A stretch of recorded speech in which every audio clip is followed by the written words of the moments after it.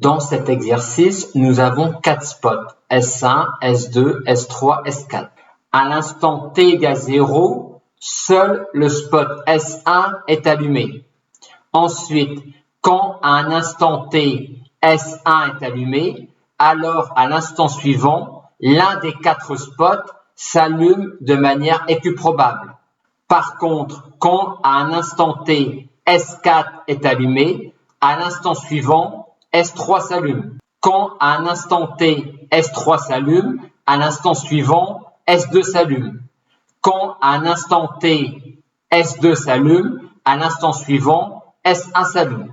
Ainsi, à chaque instant, il y a un spot et un seul qui est allumé.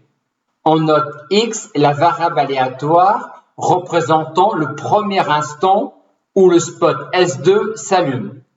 Et on nous demande de déterminer la loi et l'espérance de grand X. Le spot S2 peut s'allumer à l'instant 1, ou à l'instant 2, ou à l'instant 3, ou à l'instant 4, et ainsi de suite.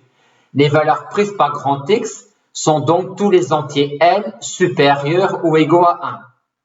Commençons par regarder pour quel type de séquence X égale 1. X égale 1 si et seulement si à l'instant 0, S1 est allumé et à l'instant 1, S2 est allumé. Aussi, la probabilité que X égale 1 est égale à 1 multiplié par 1 quart égale 1 quart. Regardons maintenant pour quel type de séquence X égale 2. Pour arriver à S2, on peut venir de S3 ou venir de S1. On peut donc mettre ici S1 ou S3. Et ce sont les deux seules séquences pour lesquelles X égale 2.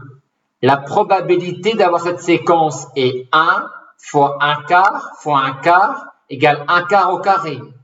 Et la probabilité d'avoir cette séquence est 1 fois 1 quart fois 1 égale 1 quart. Donc, la probabilité que X égale 2 égale 1 quart plus 1 quart au carré.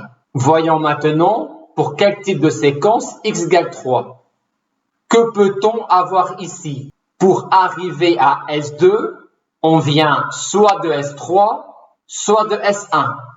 Donc ici, on aura S1 ou S3. Ensuite, vu qu'on a S1 ici, et que pour arriver à S1, on peut venir soit de S1, soit de S2, mais vu qu'on s'interdit de venir de S2, puisqu'on veut S2 uniquement à l'instant t égale 3, on est obligé de mettre S1 ici. Maintenant, pour arriver à S3, on peut venir de S1 ou de S4. Et ce sont les 3 seules séquences pour lesquelles X égale 3. La probabilité de cette séquence est 1 fois 1 quart fois 1 quart fois 1 quart égale 1 quart au cube. La probabilité d'avoir cette séquence est 1 fois 1 quart fois 1 quart fois 1 égale 1 quart au carré. Et la probabilité d'avoir cette séquence est 1 fois 1 quart fois 1 fois 1 égale 1 quart.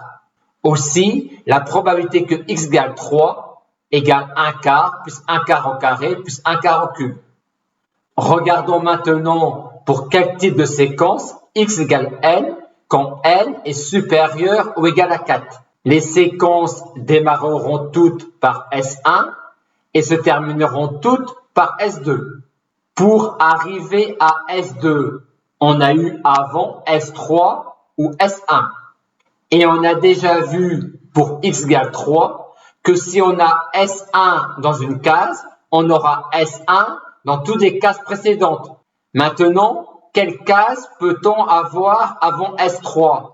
On peut avoir S1, auquel cas on aura toutes les cases précédentes qui vaudront également S1, ou avoir S4.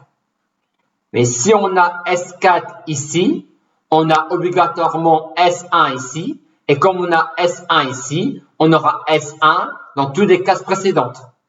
Et nous avons donc que 3 séquences pour lesquelles X égale N pour N supérieur ou égal à 4.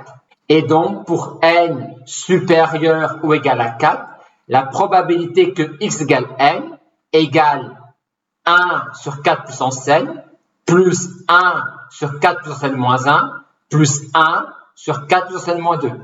Cette formule-là que nous avons pour n supérieur ou égal à 4 peut être prolongée pour n égale 3, mais pas pour n égale 1 et n égale 2. Et voici donc la loi de grand X. On peut maintenant calculer son espérance.